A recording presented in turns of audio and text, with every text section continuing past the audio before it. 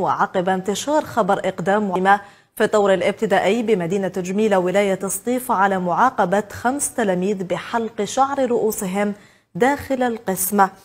تنقلت قناة أو كاميرا نهار إلى الابتدائية المعنية للتأكد من الخبر، والتقت بمدير التربية لولاية سطيف الذي كشف أن ما حدث يترجم قلة الخبرة وتغليب منطق التسرع لفرض الانضباط من طرف الأستاذة بدل الطرق البيداغوجية المعتمد عليها داخل المؤسسات التربوية.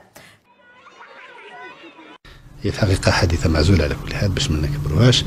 وتعلق الأمر بطريقة تصرف أستاذة في بخصوص 5 تلاميذ، يعني كانت عندهم تسريحة شعر حسب تقديرها أنها غير لائقة لتلاميذ في هذا المستوى. كان ربما من الأجدر أنها تستدعي الأولياء، ولكن هذا تصرف نعتبره نوعا ما معزول، لكن بدون ما نضخموه. ربما الأستاذة ارتكبت خطأ إجرائي في تصرفها، كونها أستاذة جديدة استفادت من الإدماج مؤخرا، تفتقر نوعا ما للخبرة الكافية اللي تسمح لها بتصرف يعني ربما